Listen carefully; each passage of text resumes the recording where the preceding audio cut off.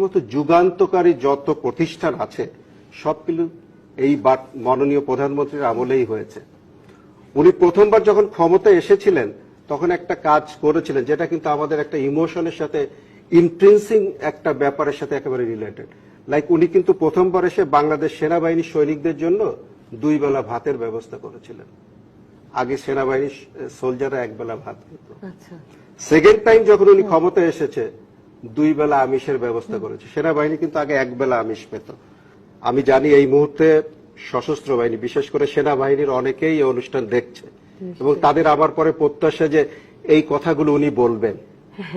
আমরা সেনাবাহিনী এত অনেক কিছুতে ডিজাস্টার ম্যানেজমেন্ট বলেন, নেশন বিল্ডিং বলেন, সবকিছুতে জাতিসংঘ বিষয়ে আমরা এমন ভাবে জড়িত যে এখানে আমরা সিগনিফিকেন্ট কন্ট্রিবিউশন করে আসছিলাম। যে আমাদের কিন্তু 71-এ we had 3 brigade size forces. ওটা বঙ্গবন্ধুর সময় ওই বেসটা তৈরি হলো। ওই বেসটাকে ধরেই কিন্তু 72-73-র ভিতরেই কিন্তু আমাদের armoured, artillery, supply, signals, military police, whatever যে সমস্ত কম্পোনেন্ট দরকার হয় একটা পূর্ণাঙ্গ সামরিক বাহিনীর জন্য সেটা কিন্তু ওই আমলেই হয়ে গেছে। ইভেন 74-এ আমরা ডিফেন্স পলিসি পেয়েছি, 75-এ আমাদের পিজিআর রেজড হয়েছে, 74-এ বাংলাদেশ মিলিটারি একাডেমি রেজড হয়েছে। তারপরের থেকে মাননীয় প্রধানমন্ত্রীর কথা দিয়ে আপনি শুরু করেছেন তো বলছি উনি কিন্তু ডিফেন্স মিনিস্টার আমাদের। তো উনি বলেছেন, বাট উনি সব বলেননি, উনি সংক্ষেপে বলেছেন। বাট আমার দায়িত্ব মনে হয় সিগনিফিকেন্ট কিছু কিছু ব্যাপার আমাকে অবশ্যই বলতে হবে ওনার কন্ট্রিবিউশনের, আদারওয়াইজ এটা অনুচিত হবে। আপনি অনেকগুলো ডেভেলপমেন্ট হয়েছে, যেমন national defence college, military institute of science and technology, Bangladesh institute of piece support and operation training, আপনার বিআইআরসি মানে Bangladesh east Bengal regimental centre, arm forces medical college, এই সমস্ত যুগান্তকারী যত প্রতিষ্ঠান আছে সবগুলো এই মাননীয় প্রধানমন্ত্রীর আমলেই হয়েছে। উনি প্রথমবার যখন ক্ষমতায় এসেছিলেন তখন একটা কাজ করেছিলেন যেটা কিন্তু আমাদের একটা ইমোশনের সাথে ইন্ট্রিনসিক একটা ব্যাপারের সাথে একেবারে রিলেটেড। লাইক উনি কিন্তু প্রথমবার এসে বাংলাদেশ সেনাবাহিনীর সৈনিকদের জন্য 2 বেলা ভাতের ব্যবস্থা করেছিলেন। আগে সেনাবাহিনীর সোলজাররা 1 বেলা ভাত খেত। সেকেন্ড টাইম যখন উনি ক্ষমতায় এসেছে 2 বেলা আমিষের ব্যবস্থা করেছে। সেনাবাহিনী কিন্তু আগে 1 বেলা আমিষ পেত। তো এটা সেনাবাহিনীর জন্য একটা আবেগের ব্যাপার। উনি কিন্তু টিফিন ভাতার বাংলাদেশ সেনাবাহিনীতে মহিলা শুধুমাত্র ডাক্তাররাই ছিল, কিন্তু মহিলা রেগুলার অফিসারে কিন্তু শি হ্যাজ ইন্ট্রোডিউস। তারপরে যে এখন মহিলা সোলজার সেকেন্ড টাইম উনি যখন পাওয়ার এসেছে সেটা উনি করেছে। আমাদের ছিল মানে 98-99 সালে উনি কন্টিনজেন্ট কমান্ডার হিসেবে আমরা কিন্তু 2 জন ফেমাল পাঠিয়েছে, যেটা কিন্তু একটা সারা বিশ্বে একটা আইকন হয়ে দাঁড়িয়েছে। ইউ ভেরি ওয়েল নো যে আমরা কিন্তু ভেরি রিসেন্টলি একজন মহিলা মেজর জেনারেল এই সেনাবাহিনীতে পদোন্নতি পেয়েছে, হুইচ ইজ মানে সামথিং ভেরি রিমার্কেবল।